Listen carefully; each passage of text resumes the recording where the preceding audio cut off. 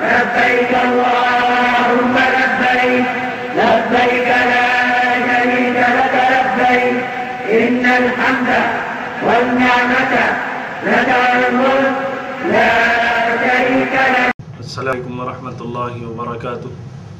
الحمد للہ رب العالمین والصلاة والسلام علی سید الانبیاء والمرسلین وعلی آلہ وصحبہ اجمعین. اما بعد، قال اللہ تعالی فی القرآن المجید فاعوذ باللہ من الشیطان الرجیم بسم اللہ الرحمن الرحیم وتزودوا فإن خیر الزاد التقوى واتقون یا اولی الالباب.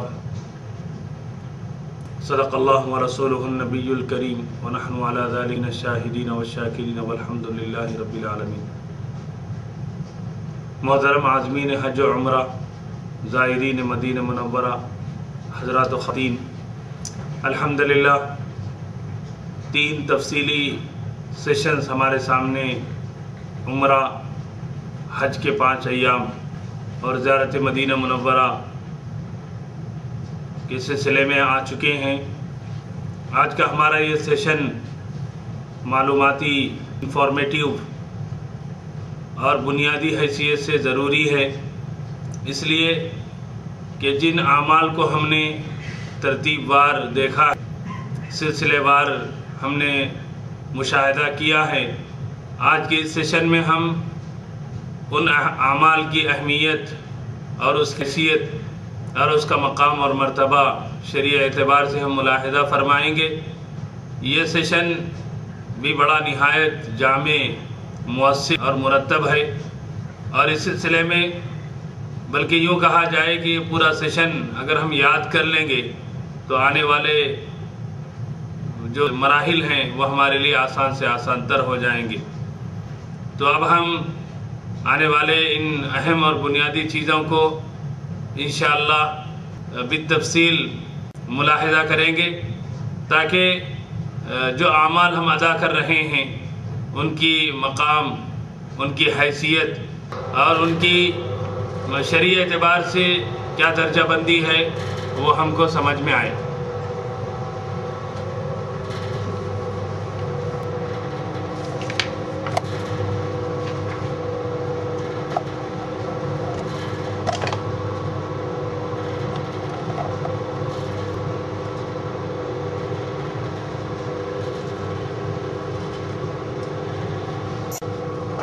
حضرات گرامی، حج کی 3 قسمیں ہیں.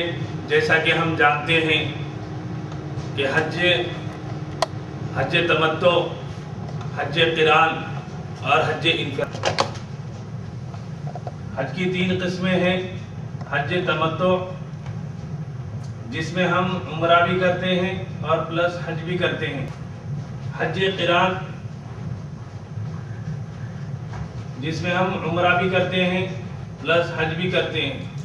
اور تیسری قسم ہے حج افراد، یعنی صرف حج کرتے ہیں، یہاں کوئی چیز آگے پیچھے نہیں ہوتی.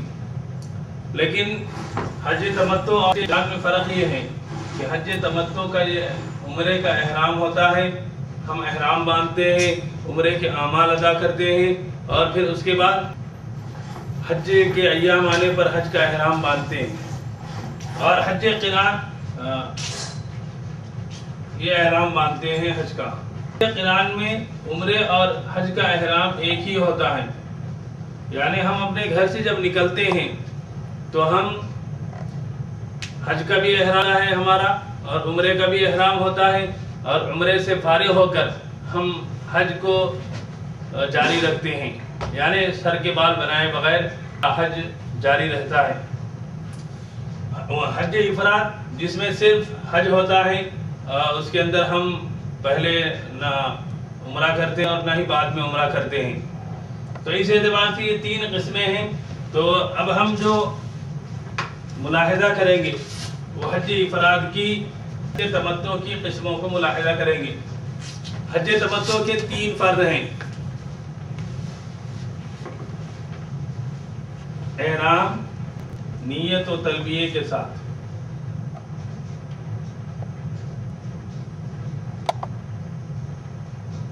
دوسرا وقوف عرفہ، तीसरा तवाफ ज़ियारत।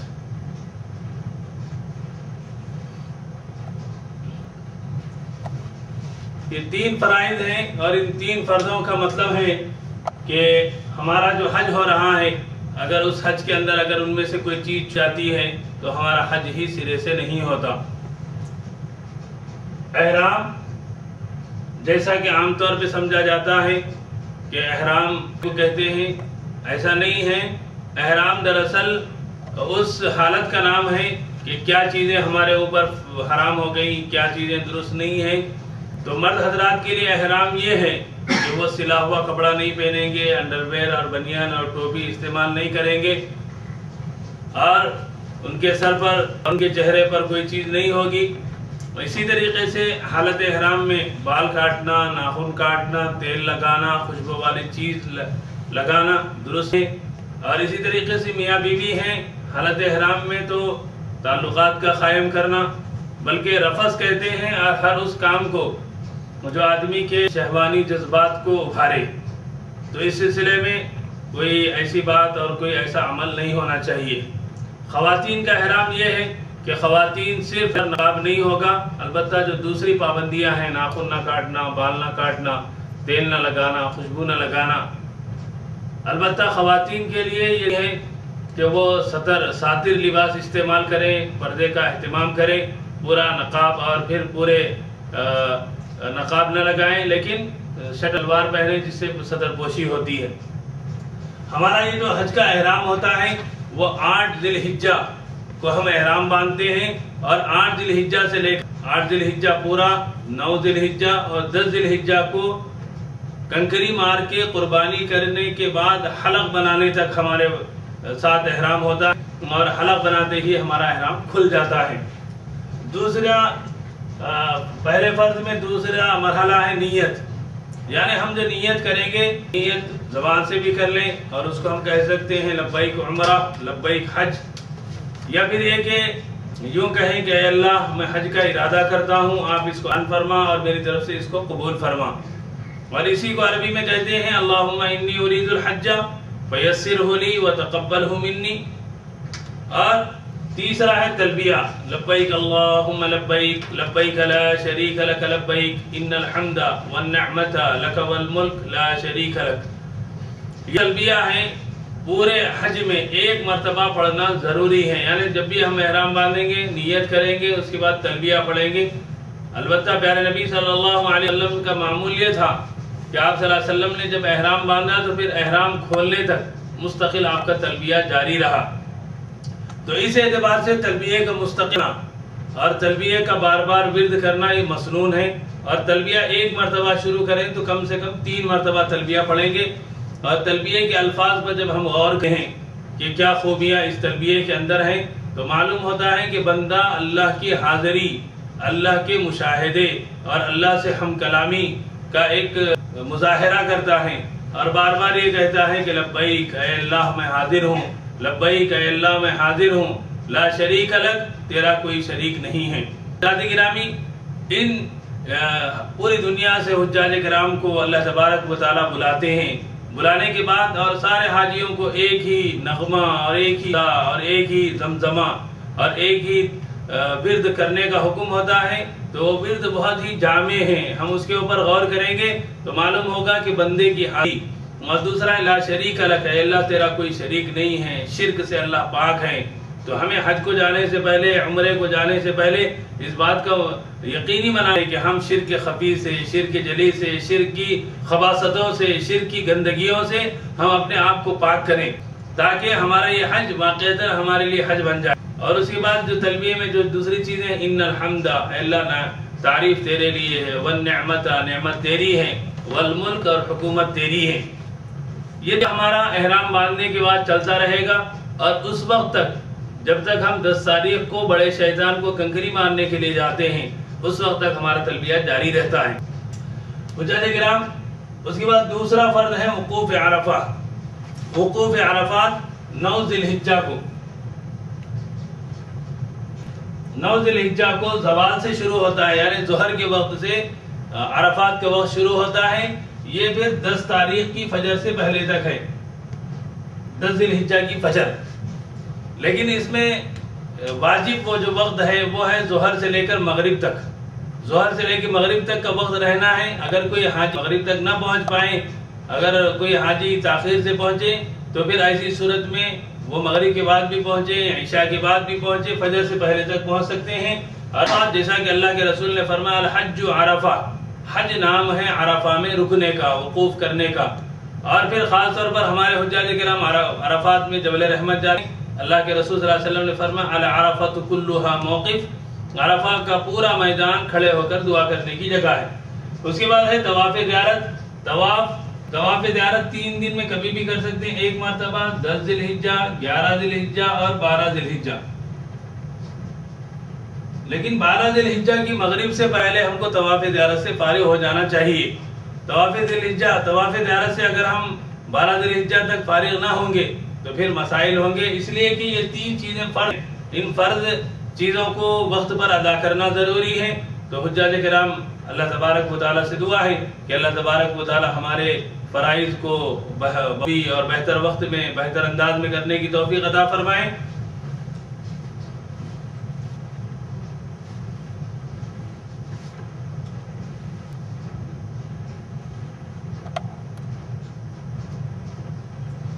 واجبات حج، فرض کے بعد کا جو درجہ ہے وہ واجب کا ہے. یعنی کون سی چیزیں ضروری ہیں فرض کے بعد؟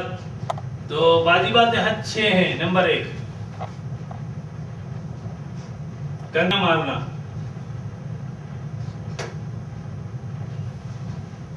کنکریاں ہم 3 دن مارتے ہیں. کنکریاں 10 ذی الحجہ کو، کنکریاں 11 ذی الحجہ کو اور 12 ذی الحجہ کو. لیکن 10 ذی الحجہ کو صرف ایک شیطان ہم کرتے ہیں، 11 ذی الحجہ کو 3 شیطانوں کو اور 12 ذی الحجہ کو 3 شیطانوں کو. اور پہلے دن ہماری کنکریاں ہوتی ہیں 7 اور دوسرے دن ہوتی ہیں 21 اور تیسرے دن ہوتی ہیں 21. اگر ہم جملہ ملا لیں پھر ایسی صورت میں 49 کنکریاں ہوتی ہیں. تو ہر حاجی کو جب بھی وہ مزدلفہ میں کنکریاں چنیں تو ایسی صورت میں کم سے کم 5 کنکریاں ضرور چن لیں. پہلا واجب کنکریاں مارنا ہے. دوسرا واجب قربانی کرنا ہے. یعنی ہر حج تمتع کرنے والے پر قربانی واجب ہے. وہ یہ نہ سمجھے کہ ہم اپنے گھر پہ ہم اپنے مقام پر قربانی کر رہے ہیں، وہ قربانی الگ ہے اور یہ حج تمتع کرنے کی وجہ سے حاجی پر واجب ہوتی ہے. تیسرا ہے حلق، یعنی سر کے بالوں کا مڈانا، سر کے بالوں کا ترشوانا. حلق اور قصر ان دونوں میں مرد حضرات کو اختیار ہے، لیکن خواتین صرف کر سکتی ہیں. نمبر 4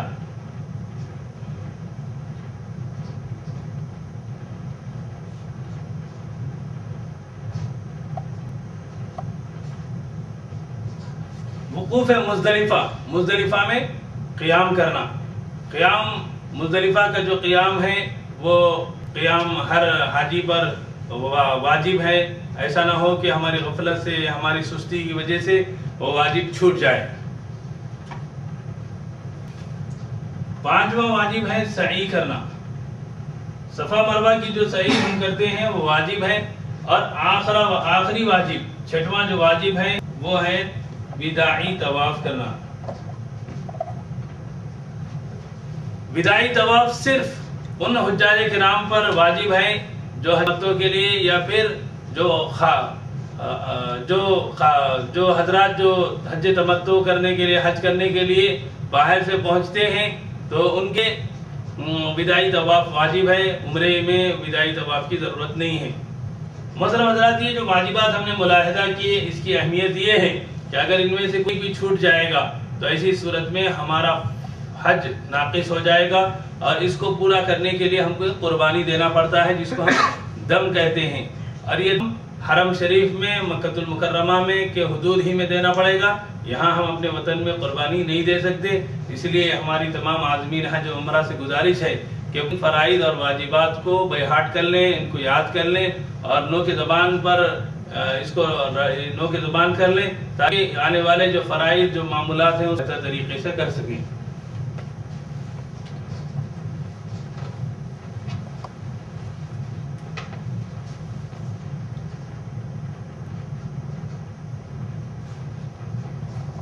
فرائض عمرہ، عمرے کے فرائض، عمرے میں کتنے فرض ہیں؟ تو عمرہ چونکہ حج چھوٹا ہے تو اس میں 2 فرض ہیں، پہلا احرام، نیت و تلبیہ، اور دوسرا طواف۔ احرام جیسا کہ ہم نے ابھی سنا کہ اس کی تفصیل، اور نیت اور تلبیہ، اور دوسرا طواف۔ طواف اور احرام کی جو چیزیں ہو جاتی ہیں تو ہمارا عمرے کے فرائض مکمل ہو جاتے ہیں۔ اور واجبات عمرہ، واجبات عمرہ 2 ہیں، نمبر 1 سعی کرنا، اور دوسرا ہے نمبر 2 حلق یا قصر کرنا۔ تو یہ 4 چیزیں ہیں جو بنیادی اعتبار سے ضروری ہیں۔ ایک حاجی جب یہ 4 چیزیں کر لیتا ہے تو ایسی صورت میں اس کے جو ذمہ داری ہے وہ پوری ہو جاتی ہے۔ تو حضرات گرامی، یہ فرائض اور یہ واجبات دونوں چیزوں کی ہمارے سامنے آئی ہیں۔ اب اس کے بعد ایک بہت اہم چیز کے بارے میں ہمیں غلط فہمی ہے اور جس کا ہم غلط فہمی کا شکار ہیں، وہ ہے حج اکبر۔ حج اکبر پہ اس کے بارے میں یہ سمجھا جاتا ہے اور یہ تصور ہے ہمارے پاس کہ حج اکبر وہ حج کہلاتا ہے جس کا عرفہ کا جمعہ کے دن آئے۔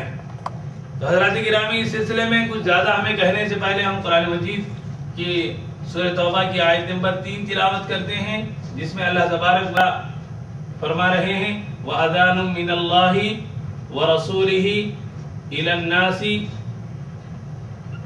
يَوْمَ الْحَجِّ الْأَكْبَرِ۔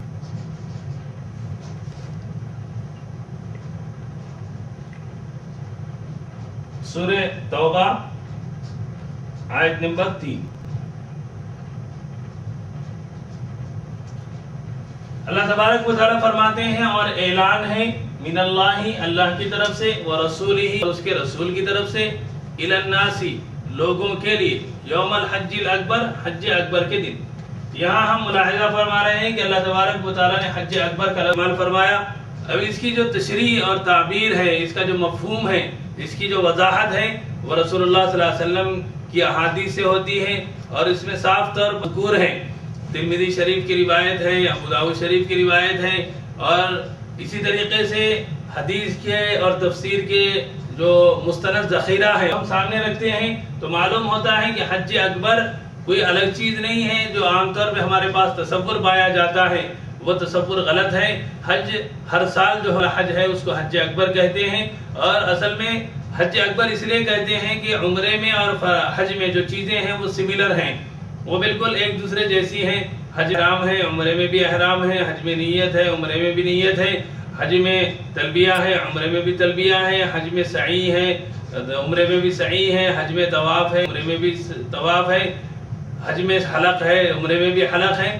تو اس کے فرق کرنے کے لیے کہا گیا کہ جو حج 8 ذی الحجہ سے 12 ذی الحجہ تک ہوتا ہے وہ اکبر ہے، اور وہ جو اس کے علاوہ ہوتا ہے وہ حج اصغر ہے۔ لیکن ہمارے پاس جو غلط فہمی چل پڑی ہے اس کی کئی وجوہات ہیں، اس کے اندر بہت ساری چیزیں کام کر رہی ہیں۔ تو قرآن اور حدیث کی روشنی میں حج اکبر وہ ہے جو ہر سال ہوتا ہے۔ اللہ تبارک و تعالیٰ سے دعا ہے کہ اللہ تبارک و تعالیٰ ہمیں قرآن کا، حدیث کا صحیح علم عطا فرمائے۔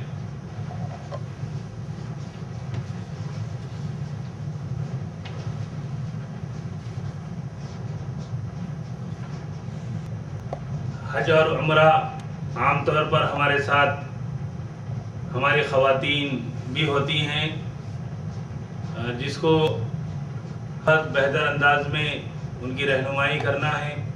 ہماری ماں اور بہنوں کی پہلے سے اگر تربیت ہوگی تو وہ بھی ہمارے لیے معاون اور مددگار ہوں گی، اور یہ بھی دراصل سنت نبوی صلی اللہ علیہ وسلم ہے کہ پیارے نبی صلی اللہ علیہ وسلم نے اپنے گھر والوں کے ساتھ حج فرمایا ہے۔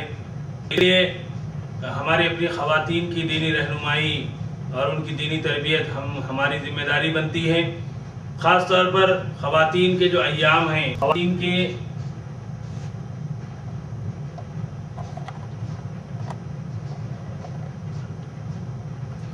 کے جو مسائل ہیں حج میں اور عمرے میں، تو ان میں سب سے بڑا مسئلہ ان کے اپنے ایام کا ہے کہ ان کے ایام اگر شروع ہو گئے ہیں اور ہمارا سفر حج اور عمرہ طے ہے، تو پھر ایسی صورت میں کیا کیا جائے؟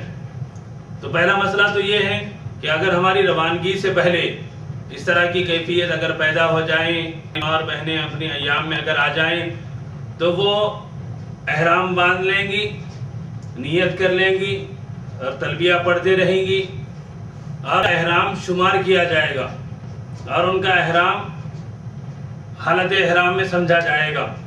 تو اپنے گھر سے حالت احرام میں نکلیں گے، مکہ المکرمہ پہنچیں گے، اپنی بلڈنگ میں رہیں گے اور جب پاک ہو جائیں گے تو ایسی صورت میں وہ پاک ہونے کے بعد پھر غسل کر کے پھر احرام باندھ لیں گے اور پھر جا کر عمرے کے جو فرائض ہیں، طواف بیت اللہ، سعی اور پھر حلق کرائیں گے۔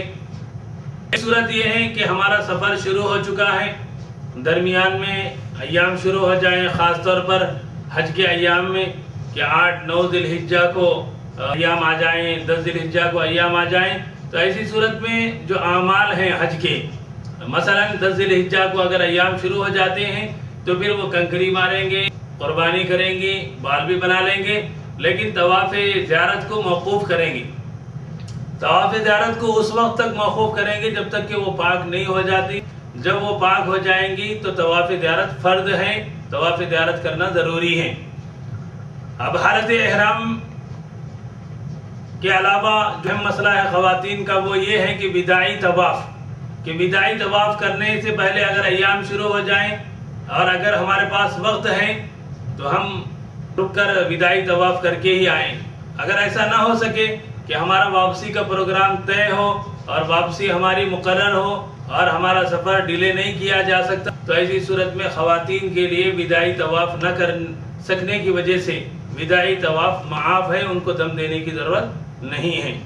تو حجاج کرام، خواتین مسائل میں ہمیں مستقل طور پر علماء کرام سے رابطے کی ضرورت ہے تاکہ خواتین کی جو بروقت رہنمائی، خواتین کی بہتر رہنمائی کر سکیں۔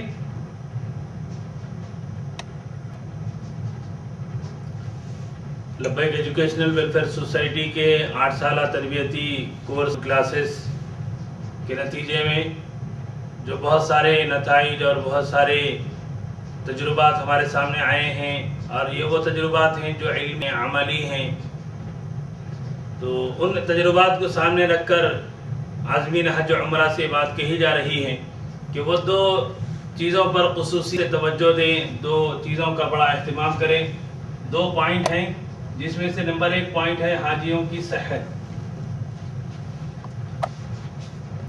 عازمین حج اور عمرہ کے لیے ضروری ہے کہ وہ صحت کے اعتبار سے، جسمانی اعتبار سے، ظاہری اعتبار سے اتنے فٹ، اتنے تندرست رہے کہ وہ تمام عبادتوں کو اپنے طور پر بخوبی ادا کر سکیں۔ دیکھا یہ جاتا ہے کہ صحت ہماری بالکل کمزور ہو چکی ہے، جسمانی اعتبار سے ہم بہت ہی ضعیف ہو چکے ہیں۔ ایسی صورت میں جب ہم جاتے ہیں تو وہاں کے اعمال، وہاں کی عبادتیں، طواف، سعی، ان تمام چیزوں میں ہم دوسروں کے محتاج اور دوسروں کے دست کرم پر ہوتے ہیں۔ تو ہمیں جانے سے پہلے بھی ہمیں اپنی صحت کو درست کرنا ہے، بہتر سے بہتر اپنے آپ کو بنانا ہے، واکنگ کرنا ہے، ڈاکٹر سے اپنے آپ کو، اگر بیمار ہیں، شوگر پیشنٹ ہیں، بلڈ پریشر ہم کو ہے، اور اس طریقے سے دوسری اگر کوئی بیماری ہے تو ہم ڈاکٹر سے مستقل کنسلٹ کریں گے اور اپنی صحت کو کنٹرول میں رکھیں گے، جو بیماری ہے اس کو قابو میں رکھنے کی کوشش کریں گے، اس لیے کہ وہاں جانے کے بعد ہماری اپنی صحت بہت بڑا ذریعہ ہے تمام اعمال کو وقت پر بہتر انداز میں کرنے اور زیادہ سے زیادہ ثواب اور برکتوں کو حاصل کرنے کے لیے۔ دوسرا جو پوائنٹ ہے جس کی طرف ہم سبھی کو توجہ دینے کی ضرورت ہے، اور یہ ہماری اپنی انفرادی ذمہ داری ہے، وہ ہے تربیت۔ اگر ہماری صحت ہے بھی، اگر ہم نوجوان بھی ہیں، لیکن اگر ہماری تربیت نہیں ہے تو یہ صحت ہمیں نقصان دہ بن سکتی ہے، اس لیے کہ ہم صحیح ڈائریکشن میں چلنے کے بجائے ہم غلط ڈائریکشن میں چل پڑ سکتے ہیں۔ ایسے بہت سارے واقعات ہیں کہ جو حضرات عرفات سے نکلے پیدل چلنے کے لیے تو معلوم ہوا کہ غلط ڈائریکشن پر تقریباً 3 کلومیٹر چل پڑے، تو پھر ان کو 3 کلومیٹر واپس آنا پڑا۔ تو تربیت ہماری بہت ضروری ہے، فرائض کا علم، واجبات کا علم، اور اسی طریقے سے مسنون چیزوں کا علم، مستحبات چیزوں کا علم، دعاؤں کا یاد کرنا، ایک ایک مقاموں کے بارے میں جانکاری حاصل کرنا۔ اور تربیت کا مطلب کسی کتاب کا پڑھ لینا، کسی ویڈیو اور آڈیو کا دیکھ لینا اور سن لینا نہیں، بلکہ باضابطہ طور پر جو کیمپس ہوتے ہیں، جو کلاسز اور کورسز ہوتے ہیں، ہم اس میں لگائیں، اپنا وقت فارغ کریں، اپنے قرآن مجید کو صحیح کریں، اذکار نماز کو یاد کریں، دعاؤں کو یاد کریں، اور پھر ایک کیفیت اپنے اندر پیدا کریں، تاکہ یہ کیفیت آئے گی تو ہم کعبۃ اللہ کو دیکھتے ہوئے حضور کے روضے پر حاضر ہو کر، مکے میں رہ کر، مدینے میں رہ کر، وہاں کی برکتوں سے، وہاں کے فائدوں سے ہم زیادہ سے مستفید ہو سکتے ہیں۔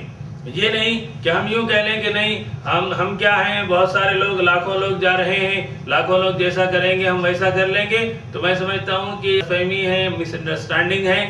ایسا نہیں ہے، ہم اپنی عبادت کر رہے ہیں، ہم دوسروں کی دیکھا دیکھی کوئی عمل ادا کرنے نہیں جا رہے ہیں۔ اور تیسری بات یہ ہے کہ ہم یہ کہتے ہیں اللہ غفور الرحیم ہے، تو اللہ غفور الرحیم ہمارے گناہوں کو معاف کر دے گا، تو اللہ غفور الرحیم اس وقت ہے جب ہم سے کوئی نادانی میں، ہماری اپنی کوشش کے بعد اگر کوئی غلطی اور چوک ہو جائے تو اللہ تبارک و تعالیٰ معاف کرنے والا ہے۔ صحابہ نے اللہ کے رسول سے پوچھ کر، سیکھ کر حج کیا تھا، تو ہماری لبیک سوسائٹی کی بھی صدا یہی ہے کہ آپ تربیت آگے آئیے، تربیت کے لیے آپ آگے بڑھیے، ہم آپ کی تربیت کرنے کے لیے، آپ کے وقت دینے کے لیے تیار ہیں۔ حضرات گرامی، یہاں ہم رک کر ایک پوائنٹ پر غور کرتے ہیں، وہ یہ کہ آج پہلے زمانے کے مقابلے میں بڑی تعداد میں لوگ اپنے اپنے شہروں سے حج کے لیے، عمرے کے لیے جا رہے ہیں، تو معلوم یہ ہوا کہ اتنی تعداد کے حج کرنے اور عمرہ کرنے کے باوجود اس کے برکات، اس کے فیض، اس کے نتائج سامنے کیوں نہیں آ رہے؟ کیا بات ہے کہ وہ بے فیض کیوں ہو گئے، بے برکت کیوں ہو گئے، کیوں اس کے فائدے ہمارے پاس نہیں آ رہے؟ تو جب ہم غور کرتے ہیں تو اس کے 3 وجوہات ہمارے سامنے آتی ہیں۔ نمبر 1،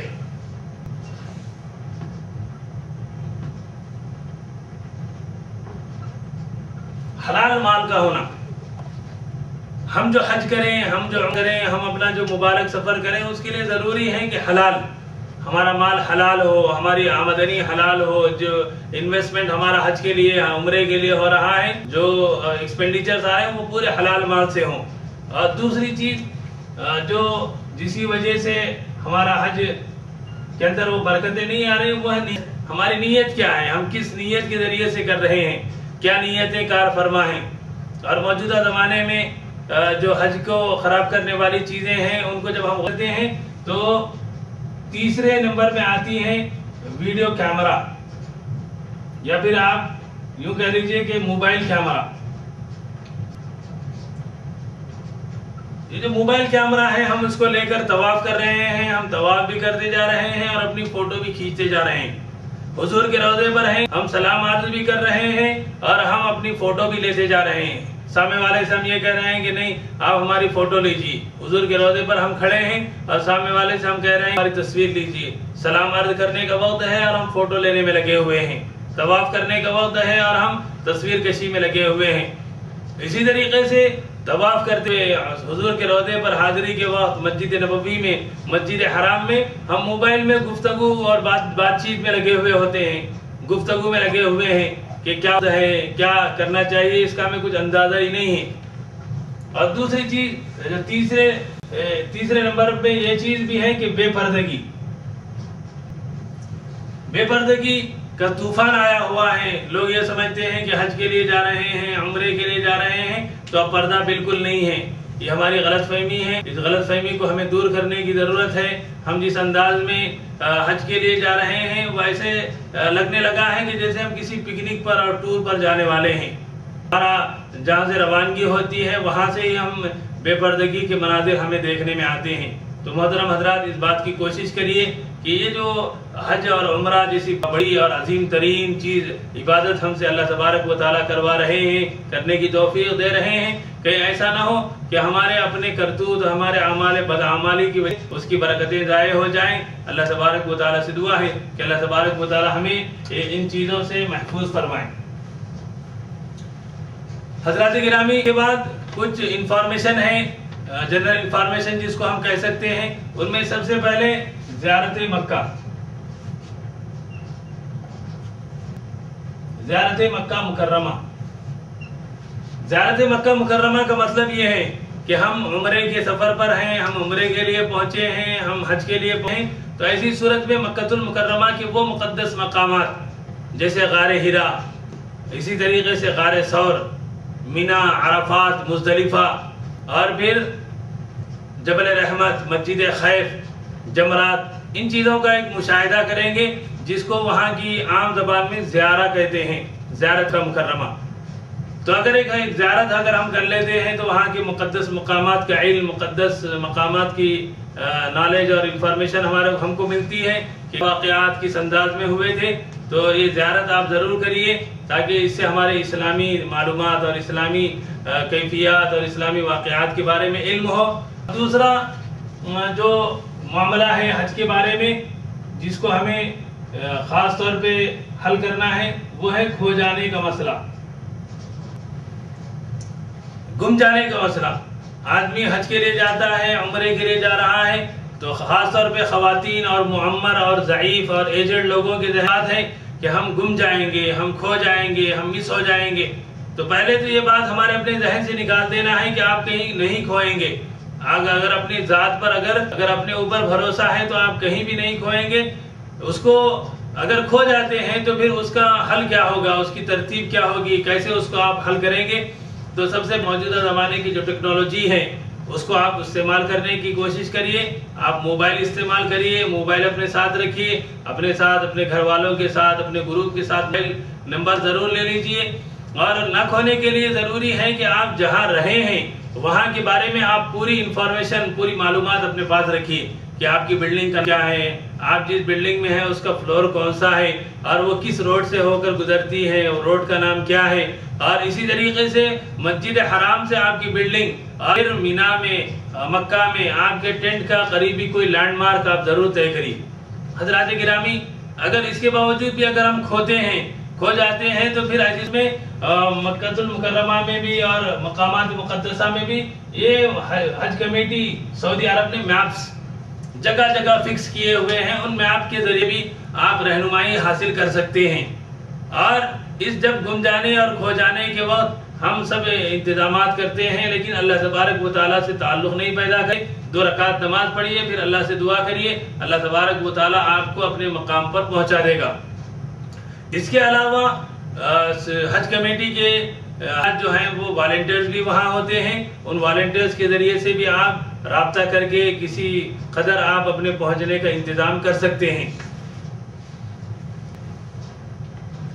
مدینہ منورہ میں خاص طور پر مرد حضرات اور خواتین سے ہماری گزارش ہے، چونکہ مرد حضرات اور خواتین الگ الگ مقام پر نماز پڑھتے ہیں۔ مسجد نبوی میں خواتین کی نماز پڑھنے کی جگہ الگ ہے اور مرد حضرات کی مسجد نبوی کے اندرونی حصے میں نماز پڑھتے ہیں۔ تو ایسی صورت میں مدینے میں آپ جب تک ہیں، آپ گھر والوں کو مطمئن رکھیے کہ کتنی دیر کے لیے آپ جا رہے ہیں، کب کون سی نماز کے بعد آپ آئیں گے، اور پھر آپ کا پورا کام ترتیب وار ہونا چاہیے، اس لیے کہ ترتیب وار اگر کام آپ کا ہوتا ہے تو ایسی صورت میں آپ بھی مطمئن رہیں گے اور آپ کے گھر والے بھی مطمئن رہیں گے۔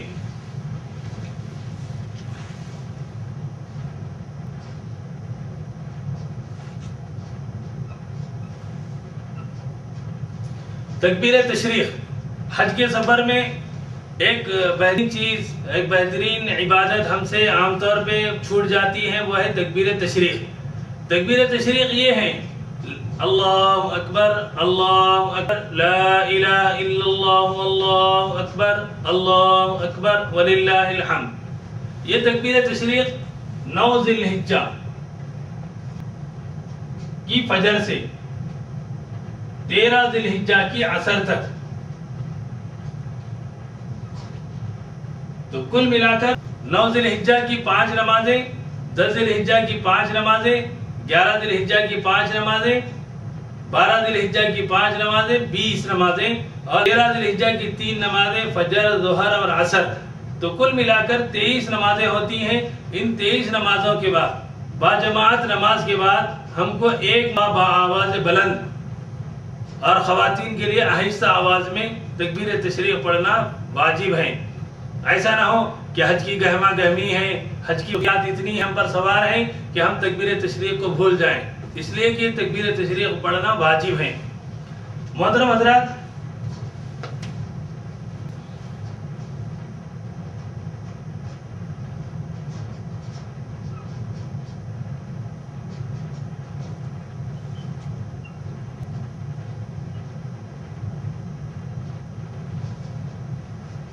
10 دن ذی الحجہ کے ایام کی فضیلت، ذی الحجہ کے جو 10 ایام ہیں ان کی بڑی فضیلت قرآن اور حدیث سے ثابت ہے۔ اللہ تبارک و تعالیٰ نے قرآن مجید میں قسم کھائی ہے والفجر ولیال عشر، کہ قسم ہے فجر کی اور قسم ہے راتوں کی۔ مفسرین کرام فرماتے ہیں کہ لیال عشر سے مراد ذی الحجہ کی 10 راتیں ہیں، اور ہمارے مفسرین کرام فرماتے ہیں چونکہ اسلامی بار سے دن اس رات کے تابع ہوتا ہے، اس لیے اللہ نے رات کی قسم کھائی ہے، تو یہ فضیلت دنوں کی بھی ہے اور راتوں کی بھی ہے۔ تو یہ ذی الحجہ کی 10 دن جو کے ہیں پہلے سے لے کر 10 ذی الحجہ تک، تو یہ بڑی عبادت کے بڑے کیفیات کی دن ہیں۔ احادیث میں اس کی فضیلت بھی ثابت ہے، یہ کہا گیا ہے کہ ان دنوں میں آپ روزہ لیجئے، لیکن یاد رکھیے کہ عرفات کو حاجیوں کو روزہ رکھنا درست نہیں ہے، اور 10 ذی الحجہ کو چونکہ عید ہوتی ہے تو عید کے دن بھی روزہ نہیں رکھا جا سکتا۔ تو ایسی صورت میں 1 ذی الحجہ سے لے کر 8 ذی الحجہ تک آپ روزہ رکھ سکتے ہیں، روزہ رکھنے کی بڑی فضیلت ہے۔ اور اس کے علاوہ جو دوسری عبادت ان 10 ذی الحجہ کے اعمال کے لیے ثابت ہے وہ ہے کہ ہم رات کے وقت میں عبادت کریں، رات میں شب بیداری کریں، تلاوت کریں، دعا کریں، ذکر کریں، استغفار کریں۔ تو یہ راتوں کو اور دن کو بہتر سے بہتر اس کرنے کی کوشش کریے۔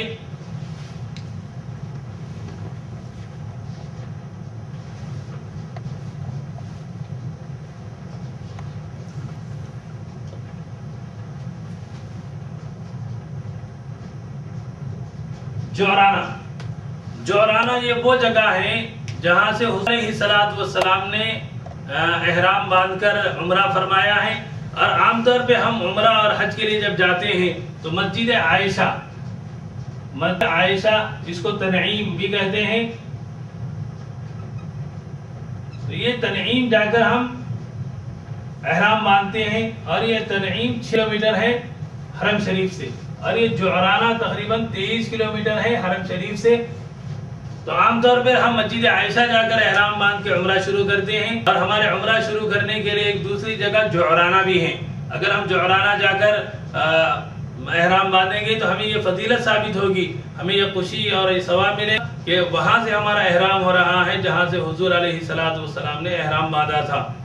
تو حضرات گرامی کوشش کریے کہ حرم شریف سے ایک مرتبہ آپ کے سفر عمرہ میں اور حج آپ ایک مرتبہ کم سے کم جعرانہ ضرور تشریف لے جائیے، تاکہ ہمارا جو فضیلتوں کے حاصل کرنے کا مقصد ہے وہ بھی پورا ہو جائے۔ حضرات گرامی اسی سلسلے میں جو چیزیں انفارمیٹیو ہیں جو ہمارے لیے بہت معلوماتی ہیں، ان میں سے ایک یہ ہے کہ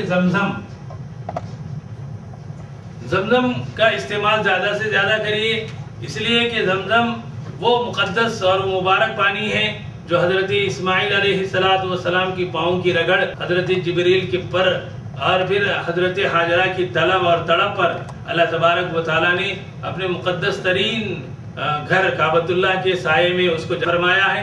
آپ جب تک وہاں رہیے زیادہ سے زیادہ زمزم استعمال کریے، اس لیے کہ اللہ کے رسول صلی اللہ علیہ وسلم نے فرمایا ہے کہ زمزم زیادہ سے زیادہ پینا مومن کی علامت ہے اور کم سے کم پینا منافق کی علامت ہے۔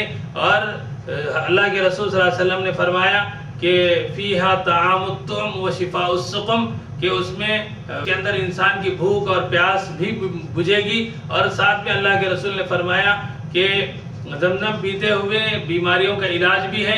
اسی لیے ہم جو دعا زمزم میں وقت پڑھتے ہیں، اللہم انی اسألک علما نافعا ورزقا واسعا وشفاء من کل داء، اے اللہ میں زمزم پیتے ہوئے تجھ سے علم نافع اور رزق کشادہ اور ہر بیماری سے شفا طلب کرتا ہوں۔ اس کے علاوہ جو بھی دعا آپ کریں گے، اس لیے کہ اللہ کے رسول صلی اللہ علیہ وسلم نے فرمایا ہے ماء زمزم لما شرب لہ، کہ زمزم پانی ہر اس نیت کے لیے ہے جس نیت سے وہ پیا جائے گا، جس ارادے سے وہ پیا جائے گا۔ اور زمزم کے فزیکل یوز بھی اللہ کے رسول صلی اللہ علیہ وسلم سے ثابت ہے۔ اللہ رسول صلی اللہ علیہ وسلم نے زمزم کا پانی نہ صرف پیا ہے بلکہ اپنے سر مبارک پر بھی اللہ کے رسول صلی اللہ علیہ وسلم نے ڈالا ہے۔ تو اس اعتبار سے ہم فزیکل یوز بھی کر سکتے ہیں۔ ہاں البتہ جہاں تک ہمارے پاس ہم جو کفن لے جاتے ہیں اور کفن کو جو ہے زمزم میں ڈبا کر لاتے ہیں، اس کی کوئی سند اور اس کا کوئی ثبوت نہیں ہے۔ ان چیزوں سے ہمیں احتراز کرنے کی ضرورت ہے۔ امام ضامن حج اور عمرے میں جو خرافات، جو بدعات، جو واہیات اور جو دین و شریعت سے بالکل مخالف چیزیں ہمارے ہاں ہوتی ہیں، ان میں سے ایک چیز ہے امام ضامن۔ امام ضامن باندھا جاتا ہے اور یہ سمجھا جاتا ہے کہ امام ضامن باندھنا بہتر ہے اور زیادہ ثواب کی چیز ہے، تو یاد رکھیں کہ امام ضامن باندھنا قرآن اور حدیث سے بالکل میل نہیں کھاتا، بالکل اسلامی فکر اور اسلامی مزاج کے بالکل خلاف ہے، اس لیے کہ اللہ تبارک و تعالیٰ فرماتے ہیں کہ فَاللَّهُ خَيْرٌ حَافِظًا، کہ بہترین حفاظت کرنے والا اللہ تبارک و تعالیٰ ہے، کوئی امام کوئی حفاظت کرنے والا نہیں ہے۔ تو حضرات گرامی اس لیے ہمیں کوشش کرنی چاہیے کہ ہم امام ضامن سے ہم احتیاط کریں، امام ضامن ہم نہ باندھیں۔ اس موقع پر کچھ چیزیں وہ ہیں جو عام حجاج کرام سے کی ہے، وہ یہ ہے کہ لاکھوں ہزاروں لوگوں کا مجمع ہوتا ہے، بہت بڑا ہجوم ہوتا ہے، تو اس موقع پر کچھ اونچ نیچ کا ہو جانا، کچھ چیزوں کا آگے ہو جانا، یہ بالکل قابل فہم بات ہے، یہ بات سمجھ میں بھی آتی ہے۔ تو اس موقع پہ ہم بے صبری کا مظاہرہ نہ کریں، جلد بازی کا مظاہرہ نہ کریں، دوسروں کو تکلیف دینے کا ذریعہ نہ بنے۔ ہاں اگر دوسروں سے اگر ہم کو تکلیف پہنچتی ہے تو ایسی صورت میں ہم صبر کریں، اور خاص طور پر میں ان نوجوانوں سے گزارش کروں گا جن اللہ تبارک و تعالیٰ یہ موقع عنایت فرما رہے ہیں، تو وہ نہ صرف اپنا حج اور عمرہ کریے بلکہ دوسرے لوگوں کی تعاون کریے، بوڑھوں کا تعاون کریے، مرد حضرات ہیں تو خواتین کا تعاون کریے، ان کو سہولت کو دینے کی کوشش کریے، ان کو بٹھائیے اور ان کی مدد کریے، اپنی عبادتوں کے ادا کرنے کے بعد تلاش کر کے ان کی خدمت کریے، اور خاص طور پر وہ اولاد جو اپنے والدین کے ساتھ عمرہ اور حج کے لیے جا رہی ہیں تو ان کے لیے ایک بہترین موقع ہے والدین کی خدمت کر کے ان کی دعاؤں کے لیے، تو ان کی بہتر سے بہتر زیادہ سے زیادہ خدمت کریے، اپنے اعمال کریے، پھر ان کی عبادت کریے۔ اور یہیں پر وہ حضرات جو حج کمیٹی سے جاتے ہیں، حج کمیٹی جانے والوں کے لیے حج کمیٹی وہاں ان کے لیے ڈاکٹرز کی، ان کے اپنی بلڈنگ میں ڈاکٹرز کی فیسلٹی ہوتی ہے، کلینک ہوتی ہے، اور پھر ان کے لیے بہت ساری سہولتیں، تو ان سہولتوں سے آپ فائدہ اٹھائیے، آپ معلوم کریے کہ آپ کی بلڈنگ میں کلینک اور ڈسپنسری کہاں ہے اور وہاں ڈاکٹرز ہوتے ہیں، آپ وہاں جائیے اور ان سے جو چیزیں رکھی گئی ہیں، جو سہولتیں آپ کے لیے مہیا کرائی گئی ہیں، وہ ان سہولتوں سے آپ زیادہ سے زیادہ فائدہ اٹھائیے۔ حضرات گرامی، آخر میں آپ حضرات سے یہ ضرور کہا جائے گا کہ حج کی اور عمرے کی جو دعائیں ہیں ان دعاؤں کو آپ وقت نکال کر یاد کریے، زیادہ سے زیادہ اپنا دین میں، عبادتوں میں، سیکھنے میں، سکھانے میں لگائیے، اس لیے کہ ہم جو چیز سیکھیں گے، جو چیز کریں گے، وہ ہماری زندگی میں تبدیلی کا ذریعہ بنے گا۔ آخر میں ایک اہم پوائنٹ ہے، وہ یہ ہے کہ کیا لانا ہے۔ ہم جب سفر حج گئے ہیں تو ہمیں کیا کیا چیزیں لانی ہیں۔ عام طور پہ ہمارے ذہن میں ہوتا ہے کہ ہمیں کچھ بھی نہیں لانا ہے، یا پھر یہ کہ کچھ لوگ ہوتے ہیں وہ یہ کہتے ہیں کہ ہمیں یہ چیزیں لانی ہیں۔ صورت میں لانے کی چیزیں کیا ہیں؟ اگر ہم مختصر طور پر یہ کہیں گے تو غلط نہیں ہوگا کہ سب سے پہلے جو ہے توبہ آدم و حوا کی، حضرت آدم و حوا کی توبہ کو ہمیں لانا ہے کہ ہم سے جب بھی کوئی غلطی ہو جائے، کوئی چوک ہو جائے، ہم تو انسان ہیں، تو انسان سے غلطی ہوتی ہے، لیکن غلطی ہونے کے بعد ہم فوراً توبہ کریں، اس لیے کہ اللہ کے رسول صلی اللہ علیہ وسلم نے فرمایا خیر الخطائین التوابون، کہ بہترین خطا والے وہ ہیں جو توبہ کرتے ہیں، اس لیے کہ فرشتے تو نہیں ہیں، فرشتے تو وہ ہیں جن کے بارے میں کہا گیا کہ لا یعصون اللہ ما امرہم، کہ وہ اللہ کی نافرمانی نہیں کرتے، ویفعلون ما یؤمرون، اور وہی کرتے ہیں جو ان کا حکم دیا گیا۔ تو انسان سے غلطی اگر ہوتی ہے تو حضرت آدم اور حضرت حوا کی طرح ہم بھی ہمیشہ یہ دعا کریں کہ ربنا ظلمنا انفسنا، اے اللہ ہم نے اپنے اوپر ظلم کیا، اے اللہ ہم نے اپنے اوپر غلط کام کر کے اپنا نقصان کر لیا، آپ ہمیں معاف فرمائیے، آپ نہیں کریں گے تو ہم نقصان اٹھانے والوں میں ہو جائیں گے۔ جو دوسری چیز ہے اس کے بعد خاندان ابراہیم کی قربانی، حضرت ابراہیم علیہ السلام قربانی، حضرت حاجرہ کی قربانی، حضرت اسماعیل کی قربانی، یعنی پورا ایک خاندان کیسے قربانی دے گا، کیسے اللہ کے حکموں کو اپنی زندگی لائے گا، کہ باپ کیسے بنے گا، بیٹا کیسے بنے گا، بیوی کیسے رہے گی، ایک خاندان کیسے بنے گا، اور اس خاندان کی ایک ایک ذمہ داری کیا ہوتی ہے، اس کو ہم سمجھ سکتے ہیں۔ عرفات میں جو مقام ہے مینا میں جو مقام ہے، اسی طریقے سے حج کی جو طواف ہے، سعی ہے، قربانی ہے، یہ ہم کو یاد دلاتی ہے کہ حضرت ابراہیم کے خاندان نے کتنی قربانیاں دی تھی۔ تیسرا چیز جو ہم کو وہاں سے لانی ہے وہ ہے دعوت محمدی صلی اللہ علیہ وسلم۔ حضور علیہ السلام کس طرح مینا کے میدان میں نکل کر لوگوں کو سمجھاتے تھے، مکہ المکرمہ کے صفا کی پہاڑی پر چڑھ کر حضور کیسے سمجھاتے تھے، حضور علیہ السلام نے مکے میں اور مدینے میں دعوت دین اور دعوت اسلام کس طرح دی، یہ ہم کو وہاں سے یہ چیز تحفے کے طور پہ ہم کو لانا ہے، سمجھنا ہے۔ اور چوتھی چیز ہے محبت صحابہ کی محبت، کہ صحابہ نے کتنی اللہ کے رسول سے اٹوٹ محبت کی، حضور علیہ السلام سے کتنی چاہت کی، حضور علیہ السلام کے حکموں پر کیسے اپنی جان لڑا دی۔ جنت البقیع آج ہم کو بتا رہا ہے، اور شہدائے احد ہم کو بتا رہے ہیں، مسجد قباء کا قبرستان ہم کو بتا رہا ہے، مکہ المکرمہ میں جنت المعلی ہم کو بتا رہا ہے۔ یہ ایک ایک مقام اور ایک ایک جگہ ہم کو یہ بتا رہی ہے کہ صحابہ نے حضور سے محبت کرنے کا کیا اعلیٰ مقام اور کیا اونچی شان اور کیا اونچی مثال قائم کر دی۔ حضرات گرامی، اس کے علاوہ جو حج کا سفر ہے، اس حج کے سفر میں یہ بات کہی گئی ہے کہ حج کے سفر کے بعد ہم اپنے آپ کو سدھاریں گے، اپنے آپ کو سنبھالیں گے، اس لیے کہ قبول حج کے کئی علامتیں بتائی گئی ہیں۔ ان میں سب سے پہلی خوبی یہ کہی گئی ہے کہ دوران حج ہم سے کوئی غلطی نہ ہو۔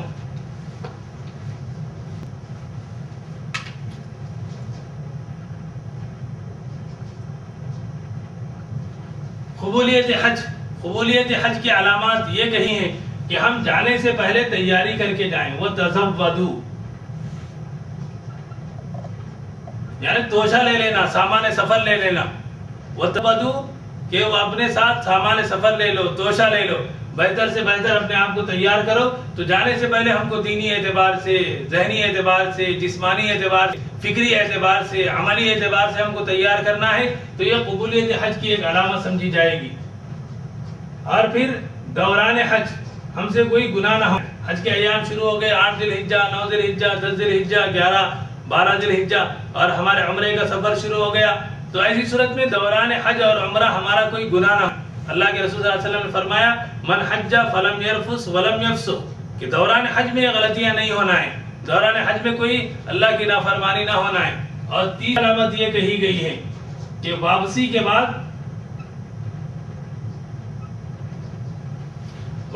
بعد دین اور ایمان پر قائم ہونا۔ جتنا ہم دین کی طرف پلٹیں گے، جتنا ہم دین کی طرف آئیں گے، اتنا ہمارے حج کی قبولیت اور ہمارے حج کے مفید ہونے کے بارے میں بتائے گا۔ اور چوتھی علامت